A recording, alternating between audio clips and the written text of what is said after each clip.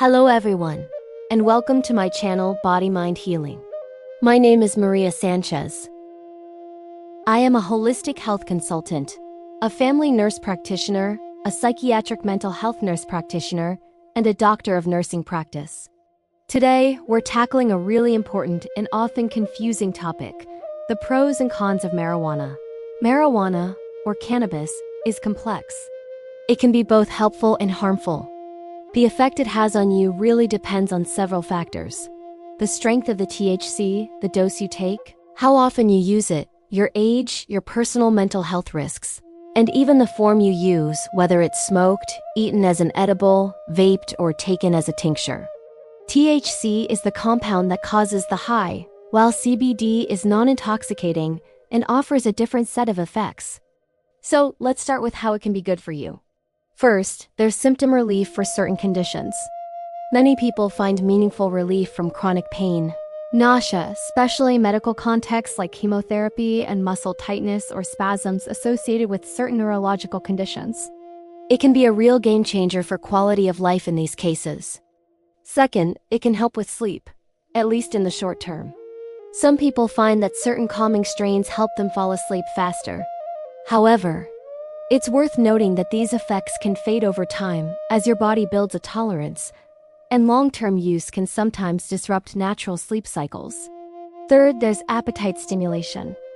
This can be incredibly helpful for individuals who struggle to eat due to medical conditions or treatments.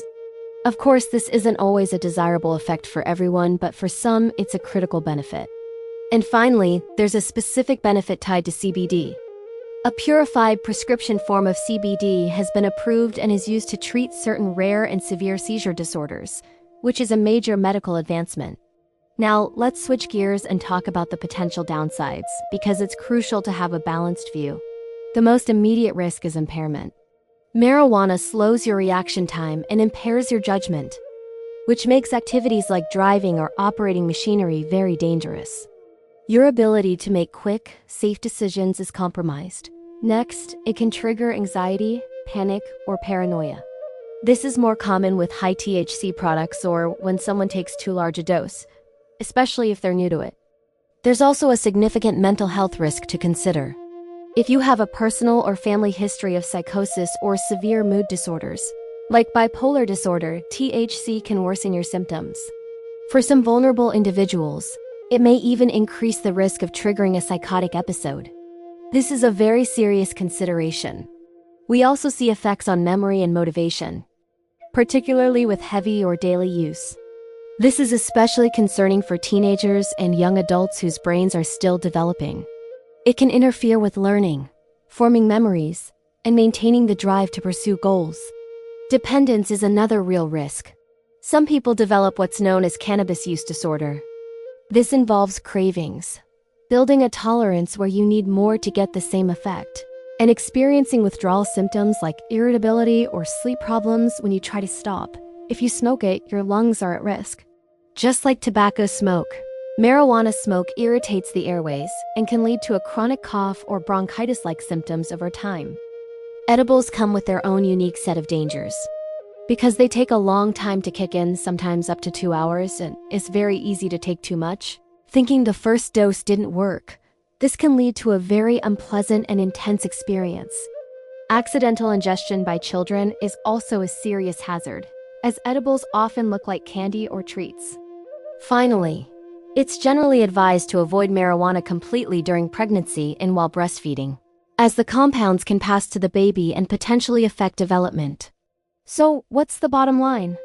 Marijuana can be a useful tool for managing certain symptoms, but it is not harmless.